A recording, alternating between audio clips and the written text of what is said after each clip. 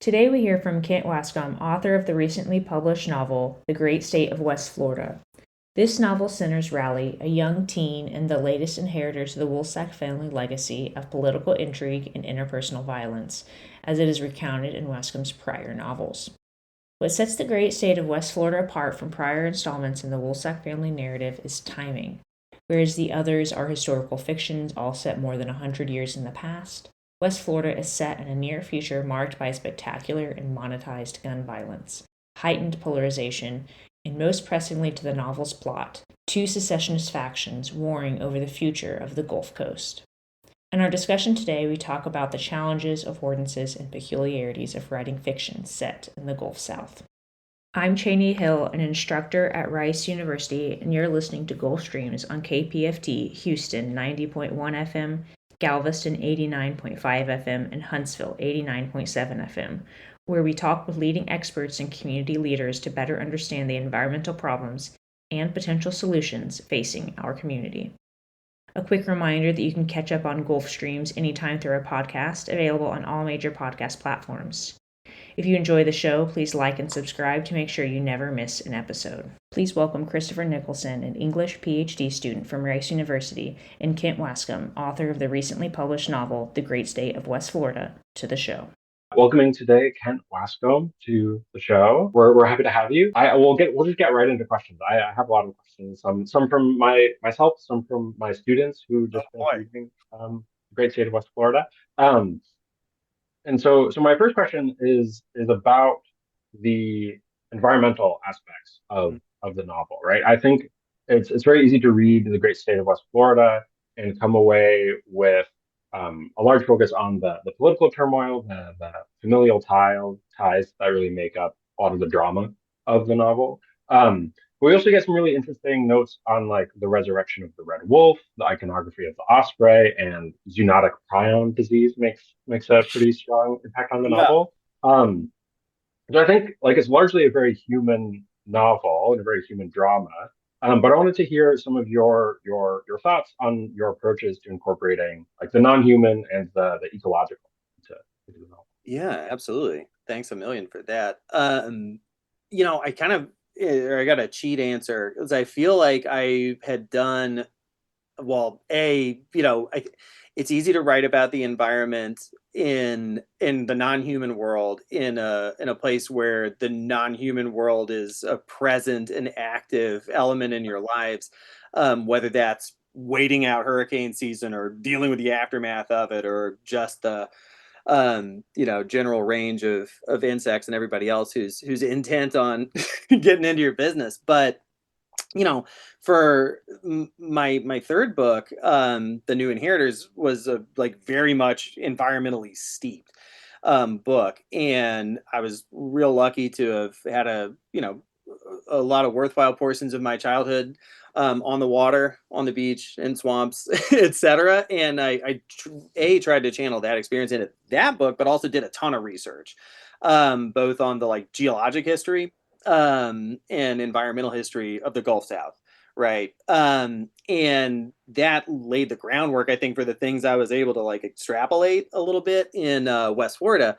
But the goal with the third book was to scale human events against environmental time, right? Mm-hmm. And kind of reduce them in that way or recontextualize them. And with West Florida, the idea was to put humans in control and like in the kind of the various ways that we take control of nature, and sometimes in ways that are seemingly worthwhile and maybe even emblematic, like the red wolf being introduced. But of course, the people in the novel who are doing the reintroduction might not be doing it so ethically, right? Mm-hmm. Um, and that I it's hard not to live in a time where you're seeing things that are much less politics and culture but science and technology vastly outpacing even the past's vision for our present. Right. um Mm-hmm. really I wanted to chase the human control of the environment, and there was a early version of the novel where the they kind of projected much farther forward where a giant like cyclopean wall had been built around the coast in order to keep the water from coming in.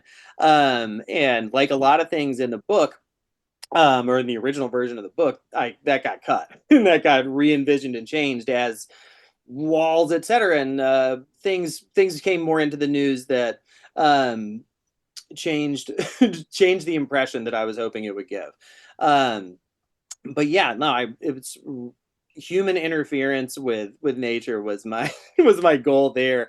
But then the ways that nature can still like invade us, and some of it, like the prion disease, is just something that has haunted me from the moment I read about it, like years and years ago. And Sorry, can you tell us what the prion disease absolutely. is?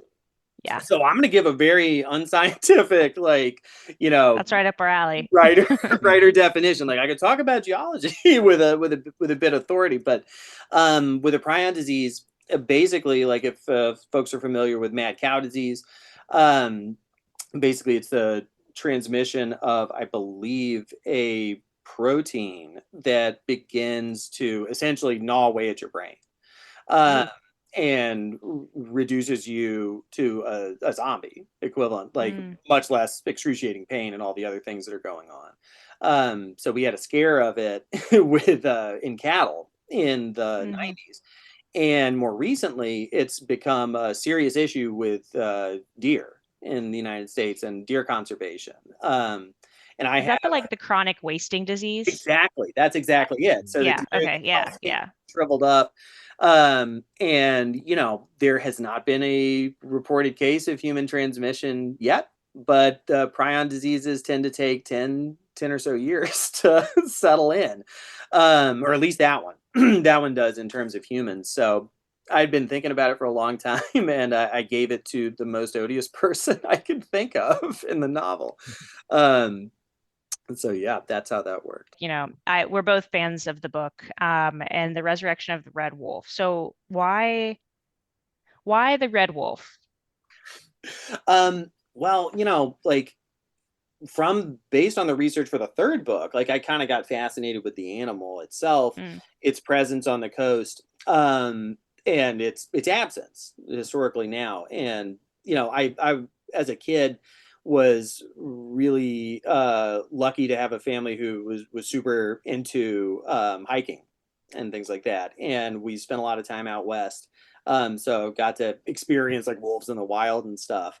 And the reintroduction of wolves to Yellowstone was like a big part of my childhood. Like we followed it like fans. And so kind of in the same way that I think writers, or some of us, tend to take the worthwhile things that we've experienced and seen and twist them as much as possible, and get the kind of the ugly version.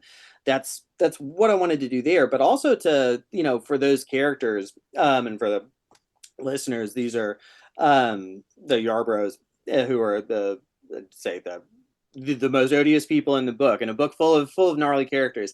But I wanted to give them something that would seem worthwhile, that like where I think a general reader might have a lot of questions about, like, well, why would anyone be interested in these people? Why would anyone identify with them who's morally normal? And to give them something that's a morally normal person could be invested in, right? And that kind of like foot in the door sort of thing. But also I just think they look cool. Like I think they look and I work heavily based on image. So that was definitely an element. Yeah. Oh, and the osprey as well. Yeah. Same period of time. One of the things I drew on in the book was that much like the family in the novel, my family relocated to Florida because my dad was incarcerated there for a period of time. And during that time, like where he was at Softly Field, it's a minimum security federal prison camp, they had osprey nests set up around it's kind of attached to a naval base, sorry. But anyway, he observed them and would talk about them, and I stayed fascinated with the bird. And now I live in Norfolk, Virginia, where I get to see a ton of them. So whenever I go to the beach, I watch them dive and do their thing and scrap with the bald eagles and all that stuff. So versions of both the rants and other observations about the birds are like straight up from my own childhood. But I absolutely love them. I think they're really fascinating on a variety of levels. And now I can't remember in the book if they're like communal living situation where they kind of let the smaller birds nest in the larger, in their big constructions, is still in there. I don't know if that got cut now that I think about it. But yeah, I love it. Behaviorally, they're beautiful. They have the, adamant eyebrow eye mask. They look great. So those I was like, they had to be in there. And when I was thinking of these kind of like, the other larger end of it is thinking about like two opposing emblems, right? And like giving each side their beast that they could have and emblematize. That was important to me. Mm-hmm. Yeah, cool. I'm struck by both of these emblems, right? Um, to my mind, like they both in some ways really emblematize a sort of hope, right? They're very different sorts of hope. But especially hearing you talk about like seeing the osprey nest while incarcerated, I imagine that being like a very sort of like hopeful Yeah, absolutely. so I was wondering if you could talk a bit about like the different kinds of hope that are maybe like being contested in the novel, and whether that's like environmental hope, hope for the Gulf Coast, etc. Yeah, absolutely. The the original version of this book was 3 times its length and told in a completely different point of view. Different kinds of characters. Like some of the people are the same, some aren't. But anyhow, in that original version, like part of the thing, other than having to constantly run out of the shadow of the news, like I would write something and it would occur and or at least some kind of version of it would happen. And I'd be like, okay, I got to go back and change that.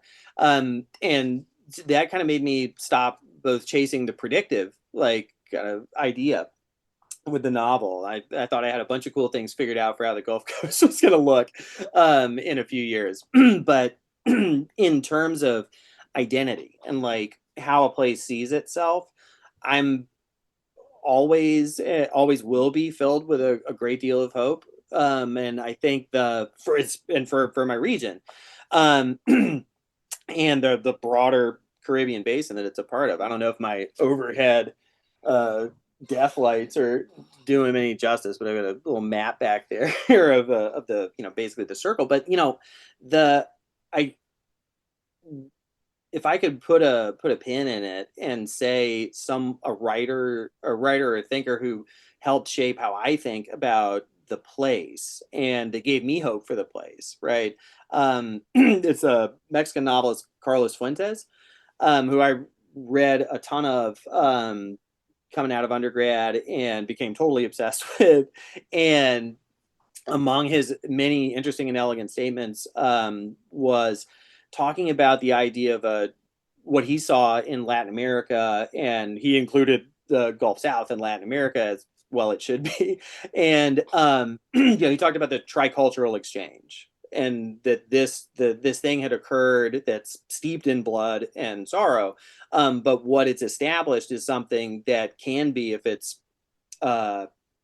nurtured and cared for, really beautiful. And the idea that it's that it's European, it's native, it's African, and everything else that can come to a place that's still welcoming people and welcoming difference and welcoming change. And there's a temptation for me in the novel to give the characters who I care about the deepest the ideals that I also share. But they do to an extent, but I think, this would be the Woolsacks in the novel, but they're warped by their own delusions and also their own potential, I don't want to say supernatural qualities, not to either give too much away or overplay my hand. So like they, in the novel, like definitely represent a kind of hope and a really fractured, equally delusional in many ways version of it. But it's those are my maniacs, you know, and I'll happily side with my maniacs versus the other kind. But you know, and that's again set against and pitted against an ideology that would see much less the Gulf Coast, but everywhere, kind of ironed out into an even kind of white Christian sameness and authority. So that's kind of how I positioned it. And but those people, that is their hope. Like they are dreamers too. Like it is a dreamer novel in a lot of ways. Like everyone in there wants something and wants what they think will be the best. So yeah, I've got a fair amount myself. Even though again, like our present moment continually both outpaces whatever a satirist could do, but also is dreadful and sorrowful and in a variety of ways, much less the names of places being changed and things like that, which I, you know, had a moment of like authorial kicking myself over not thinking that someone would want to call it the Gulf of America. But then just, you know, was upset and angry in general. Because that itself is a denial of the exchange and history and everything else. So yeah, anyway, got some hope, but you know, I think like a lot of us, had my bell rung a few times in the last few years. So I might take the opportunity to jump in and ask a pet question. So I'm really interested in the ways in which the South meets the West in this novel, right? And I think that one of the things that's really fascinating to me is how that came about, and Chris wrote it really beautifully. So I'm gonna read part of the question as Chris wrote it because I think it's really, really well done. But so what was your motivation in taking that genre of the Western? And that way of imagining place from, you know, the West, the landlocked desert areas of the Southwest, where we typically imagine the kind of Hatfields and McCoys gunslinging situation. How did you imagine that backdrop of the Western and then like transplanting it to the Gulf Coast? Like, how did you do that? Why did you do that? Like, and then like what were the challenges that evoked for you? Yeah. So the decision came when I really hit the wall editorially with the big grim version of the novel. And both, you know, editors ready to work with it and you know bring it out in shape. And I think they were relieved when I kind of lost a lot of love for that version of the book, both because it did not contain any hope. It was extremely dark and kind of relentless in its grimness, and but also that it sounded like other things, not stylistically necessarily or generically, but you know, I definitely breathed a sigh of relief when I saw the the previews for Civil War. Right, because it was real similar. And I wasn't centered on journalists or anything, but it was kind of that kind of a story. And anyway, when I was looking at the big book, like I had to wanted to reconnect with the material and like the stuff that I saw in there that was true, and that did feel good to write. So it was a partially carving out characters and thinking about them, but then thinking about a way to motivate myself to the page and how to do something that if not had not been done before, but that would at least be exciting and interesting to me to experiment with. And I'm a genre fan in the sense that like I collect genres. You see the mass market paperbacks and stuff back there. But anyhow, the Western's been meaningful to me, you know, I think in the way it is to a whole lot of folks, both as a storytelling vehicle, but as a way of envisioning yourself and your country. But the Westerns that I have enjoyed historically are someone, a creative director or a writer from another country, like envisioning the United States. And so for for someone from the Gulf Coast, and despite Florida's historical status as the original cattle country, there were more cowboys, etc., in Florida in 1849 than there were in Texas, but it was the beef zone. Like, that's where they did it. That's where all that stuff comes from. But anyway, that interplay between my West Florida, or like historical West Florida, from Louisiana to into the Panhandle, and the West, and specifically Texas, is really deep. The Lone Star flag of Texas is taken from the flag of the West Florida Republic. Historical fact. Many of the participants in that revolution fought in the abortive North Texas Revolution in, I believe, 1810, and financed Sam Houston later. But anyway, just on an emblem level, I'm like, okay, there's similar things. There's an affinity here, but in trying to envision a radically altered popular culture infused version of my little section of America, I thought it could be really cool to use the default setting for telling a capital A American story, for better or worse. That's certainly what it was for for 40 or 50 years in American popular culture. So, like I do when I get into anything, I got real obsessive and I said, okay, I'm gonna read as deeply in the genre beyond what I've already done as possible. Found some really cool books. Found a Western with dinosaurs from the 30s. That was really cool. But anyhow, I love I like a reimagined Western a lot. And some of the other influences of the book, things like Amano's Vampire Hunter D and things like that, are like, these are Westerns, but they're set in a far future. I don't know if you can see it. I have a little VHS cover of the movie Cherry 2000 here, which is a huge influence on the book, but that was also a Western. And, for someone in the 1980s making that movie, they're responding to the like cultural dominance of the Western from the 30s through 1970 or so. Mm-hmm. And that idea and a way of seeing yourself and your country, like, it really appealed to me. But it also the idea of the gunfighter, and that figure is a way that a lot of us as Americans, they see ourselves like, up to a point. Mm-hmm. And as I started to, when I was in the early goings of the book and still lived in Louisiana, and you see people walk around strapped, and you start, especially as someone who's like mostly been a historical novelist, you start to feel kind of transported, and not in a good way. Because it's a disturbing prospect, and the idea of a heavily armed society that sees itself based in like a idea of honor is both frightening, but also like it felt like something fun to play with, honestly.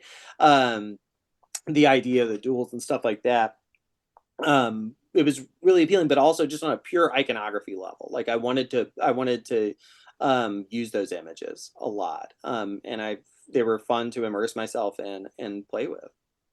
Mm-hmm. And what were some of the I'm curious, what were some of the challenges that kind of came out of this merging, like bringing the Western genre, both the West and the Western as a genre, to the Gulf South? Like, what were some of the frictions that you felt there in that combination? Sure.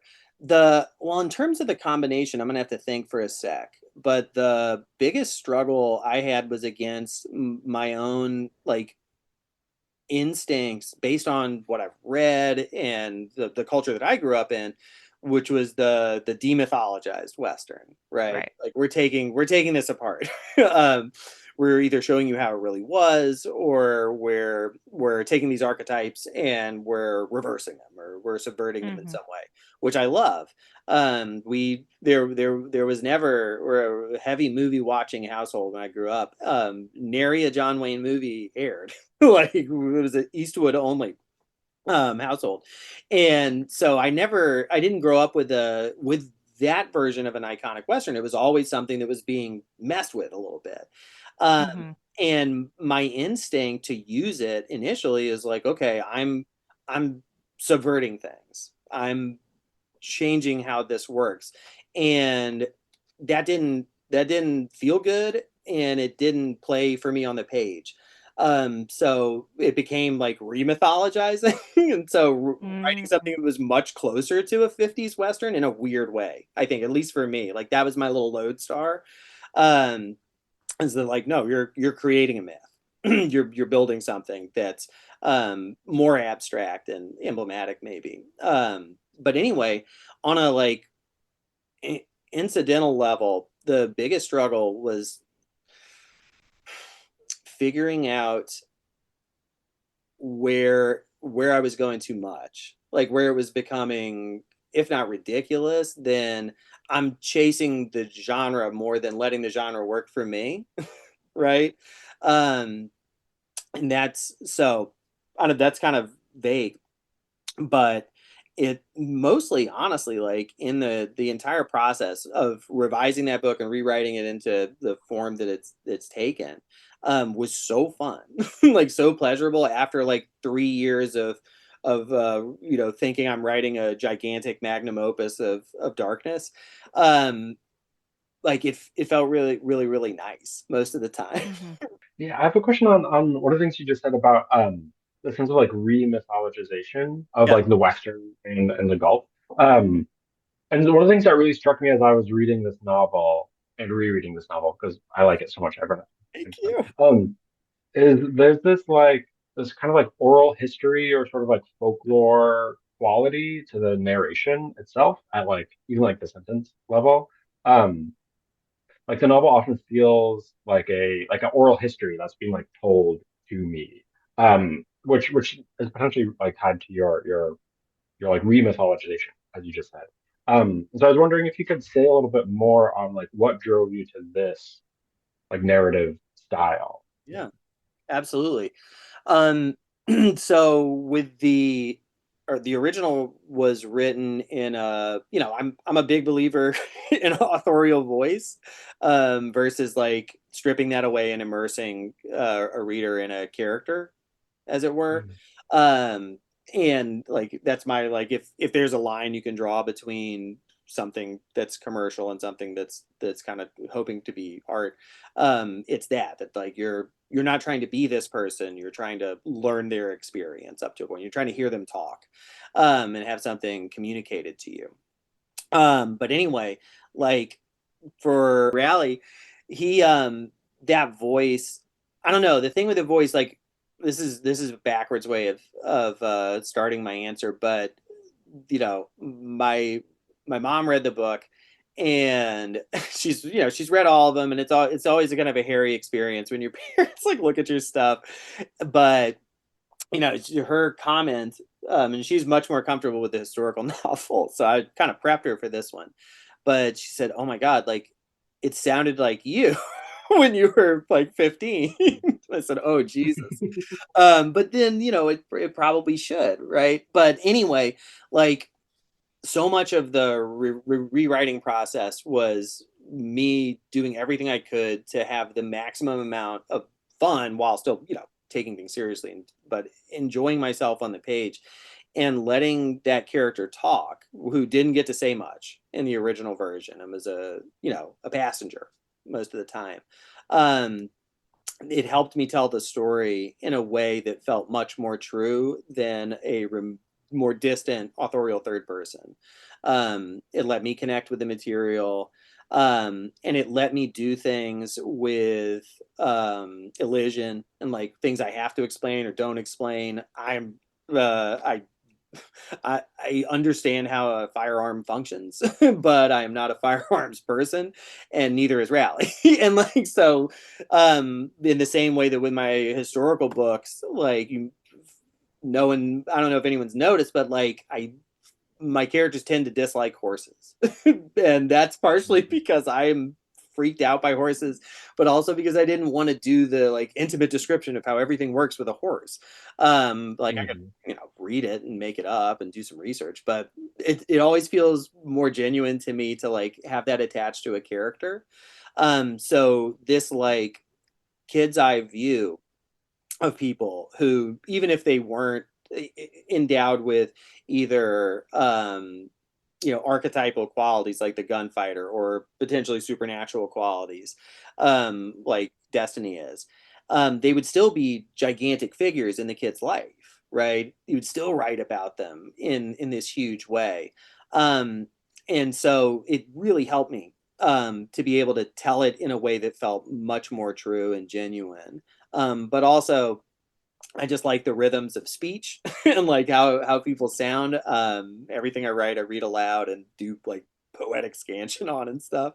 And so it's fun to work in that register a lot. And then, thinking of novels that influence that style, both like from the Western end, impossible to not be influenced by Portis's True Grit.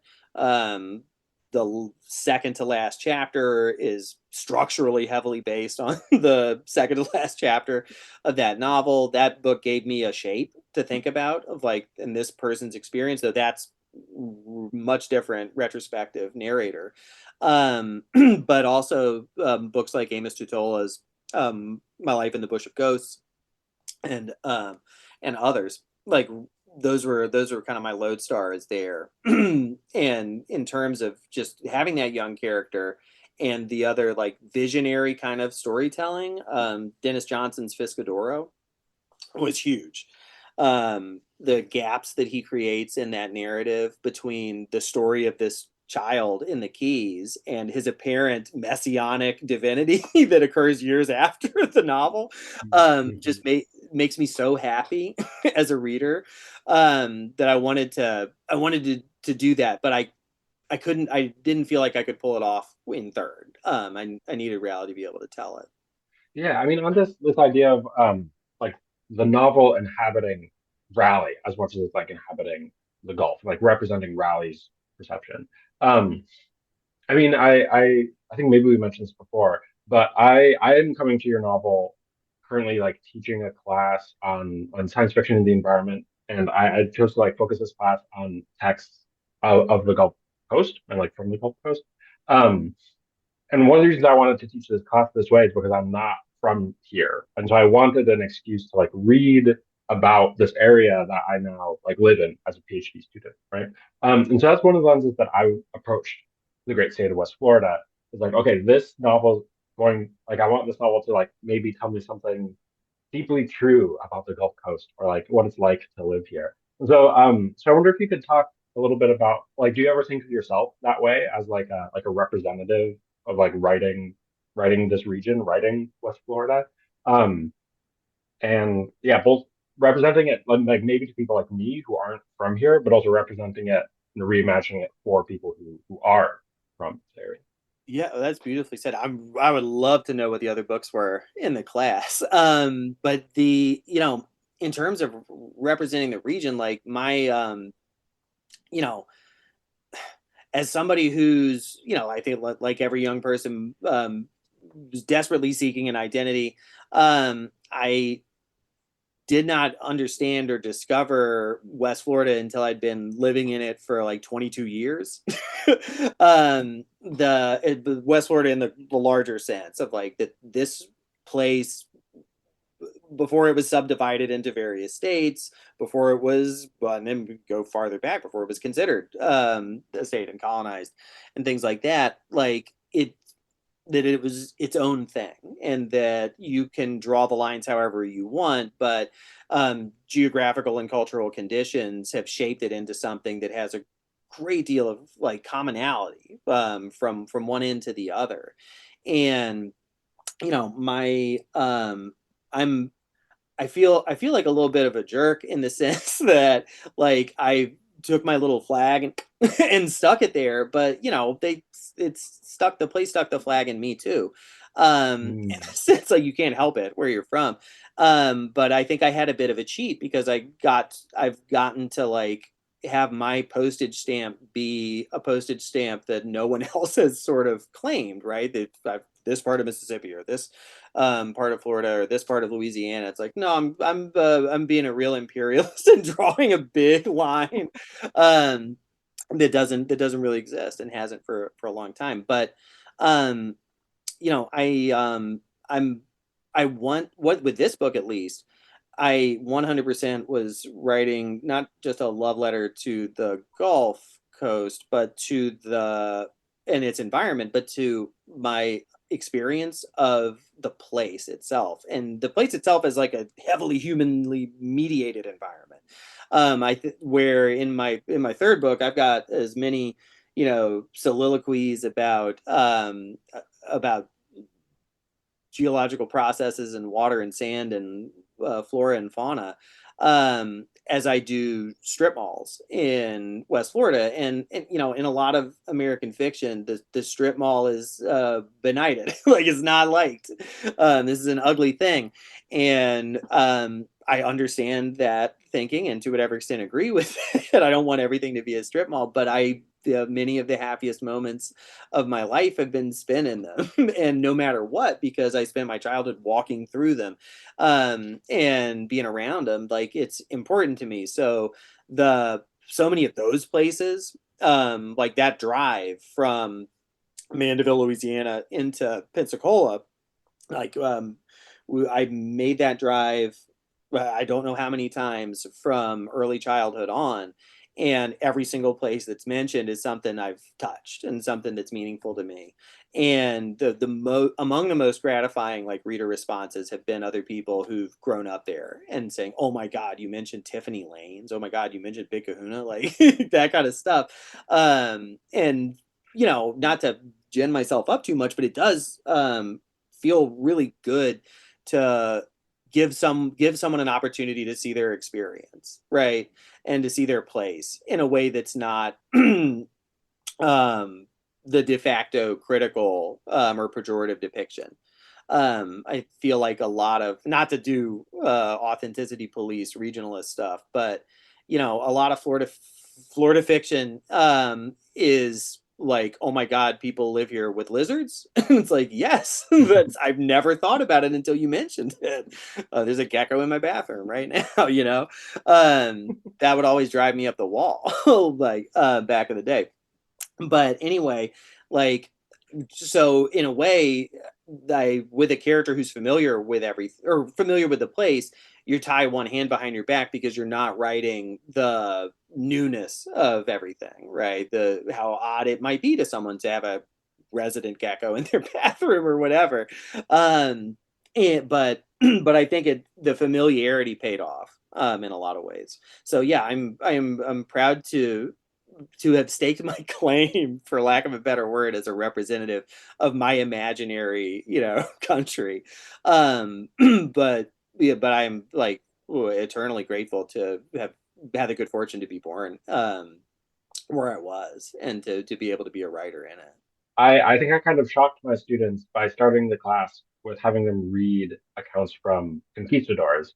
And so we read Cortez and like the conquest of Tenochtitlan, and we read Yeah. Yeah, so that's a post-apocalyptic novel. yeah. So we started with those, Oh my God, that's and then we moved into like very contemporary like science fiction, like nothing older than the um, and in some ways, and I think that gave them a little bit of whiplash. But in some of the other, like the coverage of the great state of West Florida, I've seen that to be a sort of a similar sort of reception, given that like this novel is set in the near future, whereas the rest of your novels are set, you know, more than 100 years ago. So I was wondering if you could talk a little bit about like how you see the relationship between these two genres, like speculative fiction set in the future and historic fiction set in like, you know, generations past. How you see those two genres like working together, contradicting each other, and also how they both relate to the Gulf as well. absolutely. Um, with I feel like at the heart, both are deeply speculative, right? Like that is what you're doing. You're positioning, you're positioned in the present, and you're projecting yourself into a time and a place that is alien. And I'm a big believer in the alienness of the past, and like the idea that if you got in a time machine and went back over 75 years, you would go insane within 40 or 50 seconds. Like it would be that shocking. Not that people have changed at all, but the circumstances and environment are so radically different, and the culture is so radically different. Like emotions are all the same, but that's the change. And you know, my I think I went, I started out like, you know, as like a little kid writing and wanting to be a writer to write science fiction. I think a lot of writers probably start that way, but it was an absolute goal. And, you know, writers like Harlan Ellison, and others like shaped me deeply as a kid. And like, by the time I was in college, like I didn't think I had the juice to pull off speculative fiction. It'll be like, okay, well, I'm gonna think about how. Let me extrapolate on this, and it didn't work. But I could look really hard at the past, and it was shocking to me. And I think I had a, I don't know. I think I have kind of a science fictional or fantastical impulse to writing about the past, in the sense that it seems fantastical to me. But also in the sense that I'm trying in the historicals generally to shake people out of a perception of the past. You know, it's way different in terms of the publishing landscape now in a very, very, very good way. But when my first book came out in 2013, you know, some of the writers who I might have been either compared to or going up against with a historical novel were writing stories about, you know, conflicted Confederate soldiers and things like that, that are, we're kind of still positioning, for lack of a better word, white folks in positions of power, in as like, well, this is, I get struggling to do the right thing within your time and all that stuff, but I wanted to write about people who did the wrong thing in their time. Right? I'm much more interested in the circumstances and characters that are shaped by them, into doing the things that we would never want to do, that we would never hope to see in ourselves. And like that's kind of an antagonistic relationship with a reader, and especially for historical fiction. And where a lot of times we're looking for consolation, that like, hey, no, someone was doing something right at that time. But I feel the same way about, or I think that's kind of a science fictional impulse, that you're taking something and pushing it and saying, okay, like this is what it means in 1812 to own another human being. And I'm going to try to write about that as deeply and honestly and truly, but also as, for lack of a better word, like grotesquely and true to the grotesqueness and horror of it as I possibly can. But that takes a whole bunch of speculation, right? And the same goes for thinking about the future. But for both books and for both genres, like the idea, I think, is this is going to sound real weird maybe, but I as a historical novelist, like there's only so much authority you can have. And like I'm not William Vollmann and I love William Vollmann, but like I've done a lot of research. You know, I've done my homework and I love the research. That's where the story comes from for historical stuff. At least for me. But I like to make things up too, and I like to exaggerate, and I like to be weird. And I think that was also helpful for writing about a near future. But it's like the idea of near futures and futures in general, like that's I don't think I can coin a phrase for it, but like that's historical fiction. It's just historical fiction of a time that has yet to occur. And for Great State of West Florida, I want to. This is kind of a half true, half joke thing, but like I thought about it as also a like what a 100 years in the future historical novelist would write about 2026. Mm. Like the things they would get wrong, the things they would exaggerate, the things they would make much larger and more emblematic. So kind of a way, like thinking about myself and like, oh, what did you do to the to the 1860s? Is like, all right, we're gonna do that to your time now, and we're gonna make it as big and bananas as you possibly can. That's super fun. I might jump in with a question really quick. Going back to the previous question and kind of your experience growing up in this Gulf Coast region.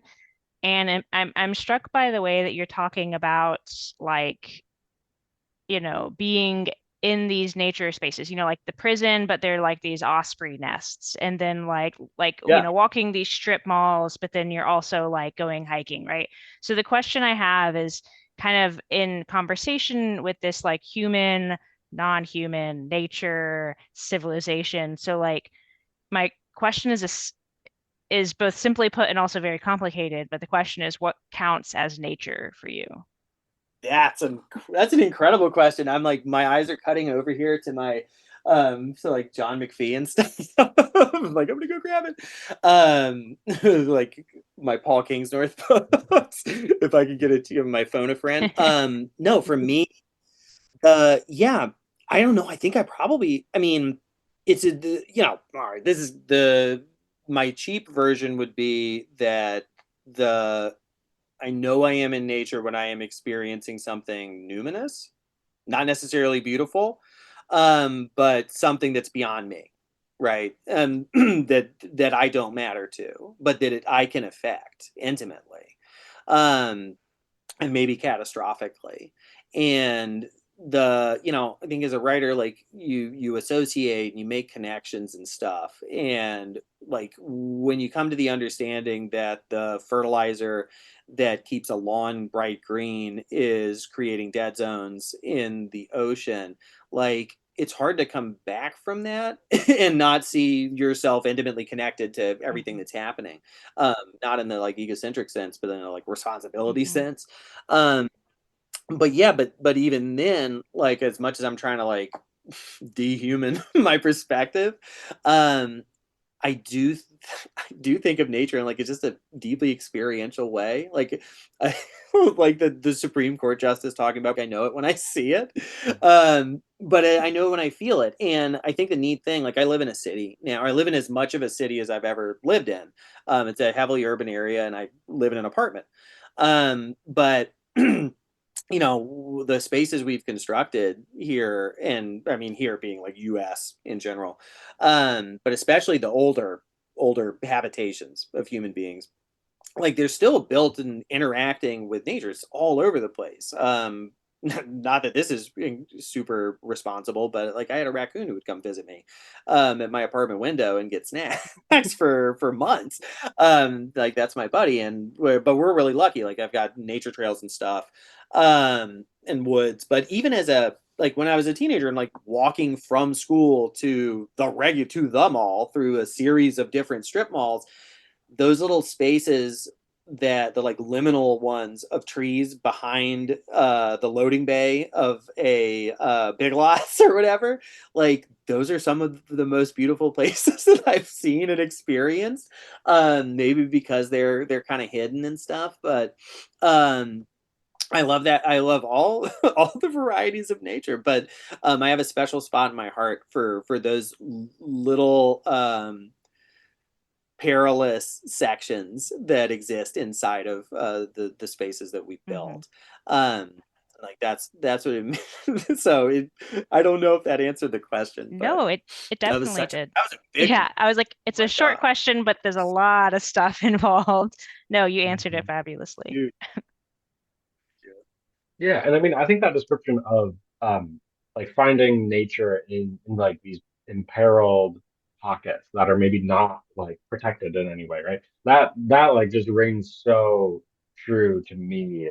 Like having lived in Houston now for 4 years, right? Like there's not like all that, there's nature, but you got to go look for it, right? And it might not be there You gotta find. in 6 months. There might be a new duplex there, right? Like all the think of all Yeah. the like abandoned lots in my neighborhood and things that some of them are not abandoned anymore, right? So I think that Yeah, that just rings so true. So I have this question is maybe a short one. It's one that comes from one of my students, Zobaho, and he writes, well, first is a statement. I feel like we need more information about the governor. And then he asks, is there a sequel coming? Oh, well, thank you, Sabo. That's a beautiful question. Yes, there is, and that is the nature of that book. If for Great State of West Florida, I wanted the governor to be, and / Destiny to be extremely mysterious, right? And like unknowable, and is particularly in the sense of the relationship between like technology and that character. In the sense that like I don't know, I think it's hinted in the novel, and at this stage, going to be borne out anyway. And like, it's tickled me every time someone's talked about like, oh, you just got like a robot arm. Like that's what you can see. Like that's what you can see. There's a lot more going on with this character, and her relationship to emergent technologies. And so that's a lot of what's going to happen in the next book. There's a much larger story that's occurring too. But yeah, I'm working on it, and I have other projects that kind of dance in and dance out. But I have a feeling that I'm going to be like, right now I'm cranking on a crime novel, and doing short stories for a second, like just playing hooky like a goofball. But it's coming. There's a lot I want to say, but I would sit that I think if an interesting, or maybe not maybe incredibly frustrating breadcrumb trail to follow for both this student and anyone who wanted to find out more about that figure would be to look at some of the artists who I credit at the end of the book, some of the Japanese artists, particularly Leiji Matsumoto and his work, and to look very hard at the surname that she adopts, which is one of his characters' names.